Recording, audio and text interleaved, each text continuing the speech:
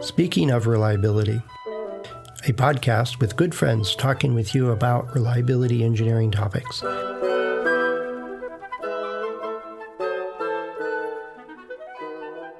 Welcome to Speaking of Reliability. This is Carl Carlson. And this is Fred Schenkelberg. And hey, Carl, I understand that you've been getting a bunch of questions. You have any particular order to these or theme or anything like that to this pile? Well, a lot of them are centered around FMEA. I do get some questions on reliability, but my article series is on FMEA.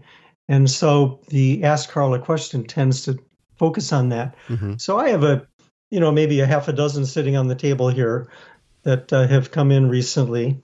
And it'd be fun to just talk about them in general, see if we can do like a Q&A on things, and maybe I can get your input as well to Sure. Some of the answers. Sure. One of the categories that is probably the biggest category of questions that I get. So if you look at all my articles and the comments, there'll be more comments on this particular topic than anything else, and more questions. And it's the subject of, drumroll, FMEA detection.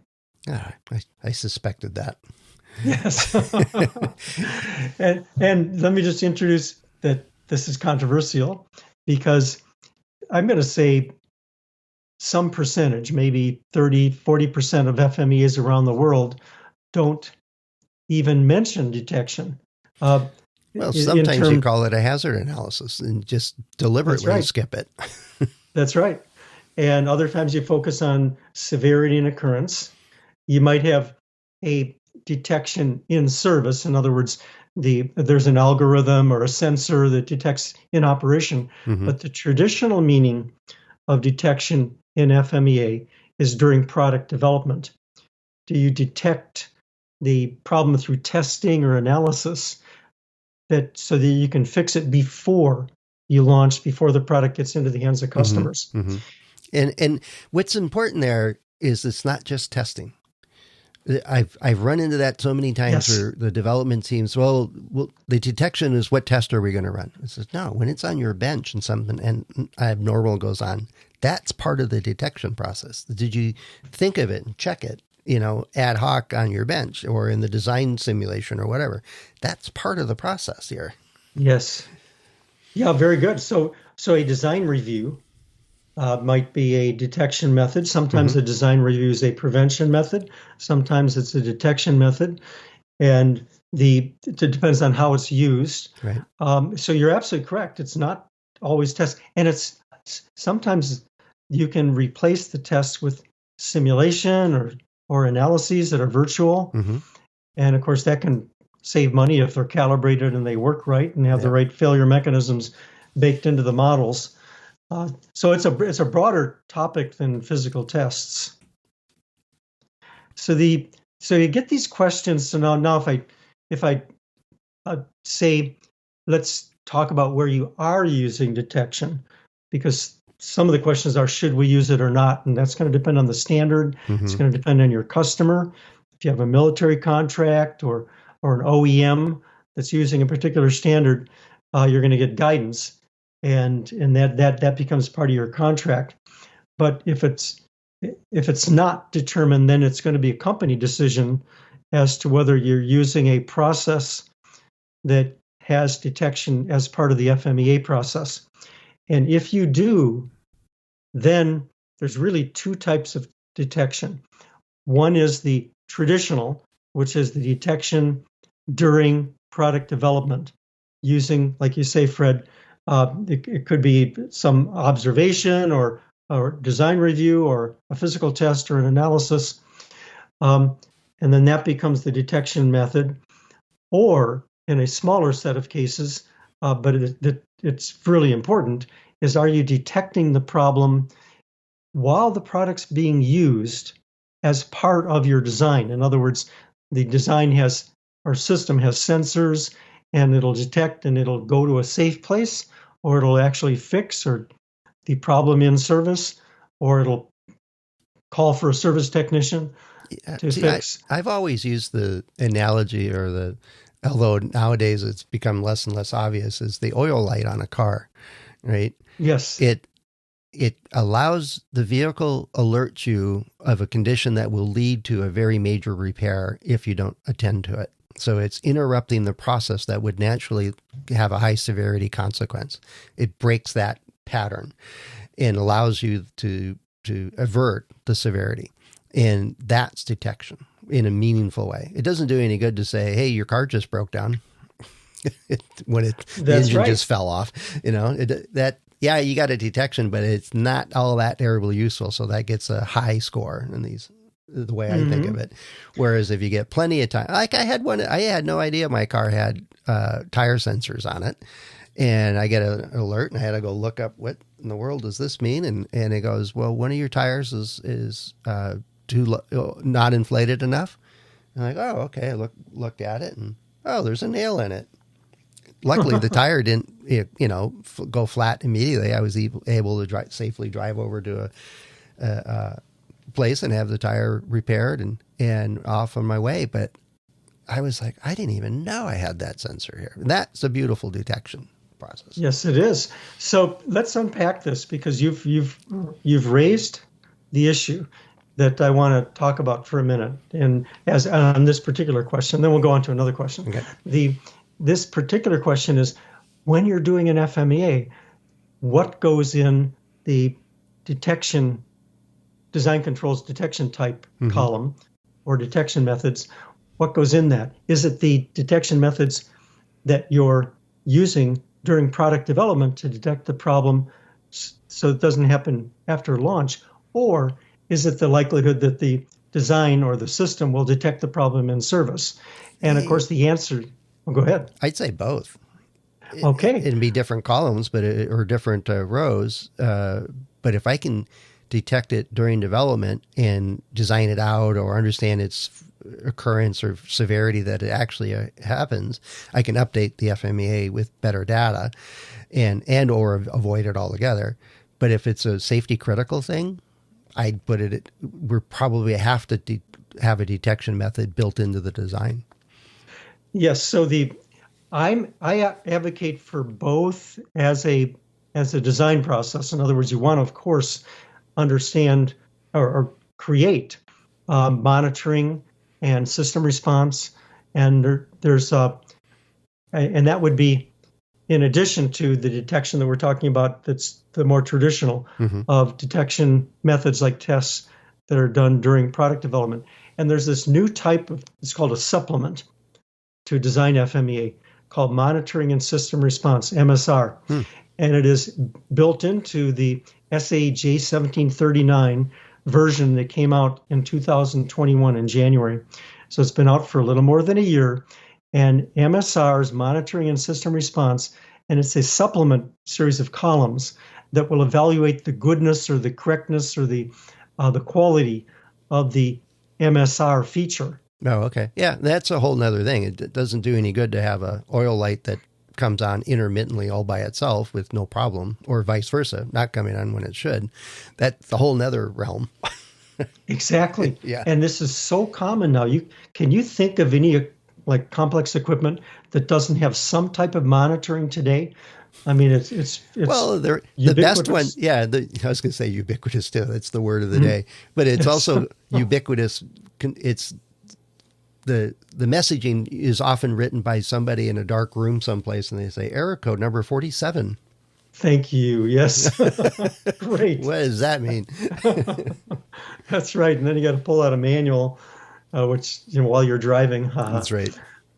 So that's this one set of questions on detection. I'm having fun answering those, and it also helps me as I write articles to be clearer and clearer, because to me, as far as I'm concerned, reliability, FMEA, all these subjects are lifelong learning. It's not like we achieve it and then we are good to go and don't have to keep learning. So I think we're learning constantly by the questions that you and I are learning by the questions we get. Oh, yeah. So here's another category. Should we do one large FMEA, like you have a bicycle, and And so we're going to do an FMEA in every subsystem, every like the frame, like the wheels, like the brakes, and we're going to do FMEA in every component. So all 200 components or more that are in a bicycle, And the and supply chain, and and the the supply production chain. process, and the welding processes. And Yes. So do you do one large FMEA, or do you selectively pick the FMEAs based on some preliminary risk assessment or some way to narrow down which portion of the system hierarchy is most crucial or that you're concerned about the oh, most? geez, I've got a strong opinion on this one. Is after, especially early in my career, I was uh, this guy was in the Nav Air system and overseeing tier one contractors that are putting together aircraft, basically for the military, or designing and bringing in aircraft for the military.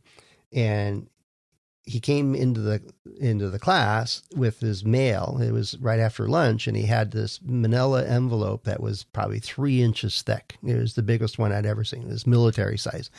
And he kind of hefted it on his hand and goes, "This is the FMEA just for the wing structure. I can tell it's not complete." "What do you mean it's not complete? It's 3 inches thick. It's like 2 reams of paper in here." And he goes, No, they didn't cover everything." It's like, well, how many pages of this are you actually going to read and or use? "Well, 2. "Well, how about you just use the 2? Why Yes. don't you just focus on that? I much prefer the process of do a system level one. What's important to the system or to the product quality or whatever is the driving force for what process you're looking at or product you're looking at. And then narrow it down and do cascading ones. They're nested. You do a system level one, and then you find out the power supply, which is always the problem in history. And then you do one on the power supply and get into more detail on it. But looking at every rivet on a wing just because it's complete is a absolute colossal waste of time, in my opinion. I agree. I would rather, that was easy. I use this in my teaching, consulting. I say it to anybody that'll listen. I would rather do a few FMEAs really well than lots of FMEAs poorly. Yep. And so feel very strongly like you do, Fred. And the method I use, and people can use whatever they want as long as you narrow down. I use a narrow down method called preliminary risk assessment, where you say, okay, what is the criteria to select FMEAs? And it's not a given. Every company can be different. We're going to look at the field history. We're going to look at the degree of new technology. We're going to look at, the certain safety areas. What are the criteria? And then those can be columns. And then down the left side is what's the system hierarchy. So in the bicycle, you have, the brake system, this system, and then you do a red, yellow, green, or high, medium, low. Takes no more than an hour if you're with the project team to do a moderately complex system hierarchy. And then you can create a number. So you can multiply them together, like a 3 is a high, a 2 is a medium, a 1 is a low. You get a number, and then now you can say, okay, we're going to work on the high ones first, then we're going to get to the medium risk. You need to narrow down. However you do it, you need to narrow down, because nobody has the time or the resources to do FMEA methodology properly on everything. Well, there's also diminishing return. Even if you do it well, the value. It's the value part of it. Let's get the ones that actually give you a return and actually help you create a better product or service or whatever it is you're working on. But at some point, you got to move on. You got to actually improve your overall structure or process or innovations or create the next product. You could analyze something to death and never get out the door. Yes, exactly. And this is so important because you want to build momentum. FMEAs have value. They get done reasonably. The time element has to be reasonable. They don't take too long. And then you have successes and you improve products. It builds momentum. on the other hand, if you do FMEAs on everything, it's going to drag or it's going to slow down the product development process, and FME will eventually go into disuse. Yeah. So it's a very important topic. The other thing I want to say, Fred, on this is there's a lot of software that, and I'm not going to mention names here because I don't really want to do that, but there's a lot of software that has been bought into that essentially it enables or it encourages or it creates the tree for doing massive FMEAs. Mm-hmm. In other words, it encourages that by the software features. Yeah, you put in the bill of materials and it spits out a 400-page FMEA structure, and now you just have to go tailor it. Like, yes, what a waste of time. So that is to me that is very time waster. When you're working on the low priority issues or the low value issues.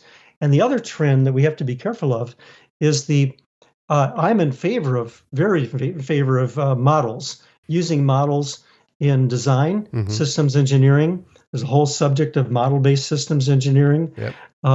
And so now there's, okay, how do we use models then to interact with FMEA? And I just shared a panel at RAMS in January on team-based versus automated FMEA. Mm-hmm. And because to me, if you automate the process, you can run into certain issues. And I posted on Ascendo the presentation that I gave there as part of the panel. Mm-hmm. And it's a really important topic to be cautious about automating. It's not that automating can't be done, but be cautious that you have the right assumptions and that your models are correct and that you have some type of human overview on the high-risk areas. Well, one of the biggest benefits of FMEA in my experience is the team actually gets to talk about what's important and what's causing pain in different parts of the electrical engineers and software engineers, mechanical engineers and systems engineers actually get to talk about and understand each other's pain points. And sometimes the FMEA itself is a blank document when we come out of the room, but they've identified and solved as a group things that they just never get to in their staff meetings. It's more a competition for resources in the staff meetings. And, but having that cross-table discussion is really hard to do when it's just automated and somebody hands you a report. It is, and you're at the core of it, Fred. And then let's just spend a minute on this. That the value of teams, the value of humans, is in that deep dive, the deep discussion that comes up with things that people hadn't thought of before. And the other value is there is not a human being alive that doesn't have potential for blind spots. And so your programmers of the automation, your programmers of the software, your programmers can have blind spots. And so we have to understand the value of teams. They mitigate against blind spots. They help in that deep discussion, and they bring different viewpoints together. So you want to listen to this viewpoint, you want to listen to that viewpoint, and then come to consensus. But you don't have time to apply that level of team activity on everything. And so you must prioritize so you can do it to the right value, and you don't risk have somebody cut it all out because you run out of time. Yep. Wow, I think I agreed with you on all these topics. I must be reading your articles or something. Yeah. So those are some of the topics. There are more, so we'll have to do this as a part 2 at some point, just to every once in a while catch up on the types of questions. And I appreciate so much that people are asking questions. And so, Fred, why don't you tell us what people can do if they have a question about what we just talked about? Yeah. Well, there's the one you mentioned is part of your article series. It has Ask Carl a Question, and it has a little forum right on the base of each article. So it's a perfect spot for it. If you look up or read one of Carl's articles, and there's a spot there for it. Now, most of the authors have contact forms or a email address or something associated with their article series or podcast or whatever. It's a part like this podcast. we thrive, and I can say this collectively for all of the contributors at Ascendo, is we thrive on the engagement, the feedback, and getting questions brings back some answers to you, or ways to think about a problem, or cues on here's some resources and stuff like that. I'm pretty careful about coaching folks and encouraging people to just answer the question. Don't try to do a sales pitch. That's not what Ascendo is about. And so we have strived to make it a safe, easy place for you to get answers. It's part of our community service, put it that way.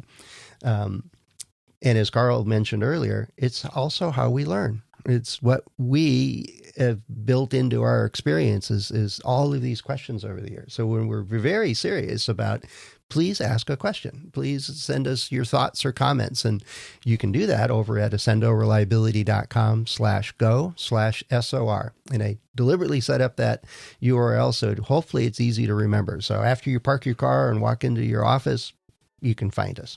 And, or don't text it to us. That would be bad. While you're driving.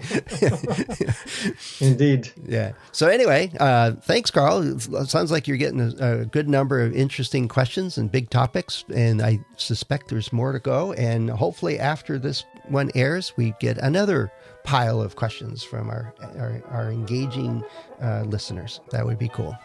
I would love it. All right. Thanks, Carl. Talk to you later. Thank you. Thanks for listening to Speaking of Reliability. We invite you to join the conversation. If you have a question or a topic that you think we should discuss in a future show, please let us know.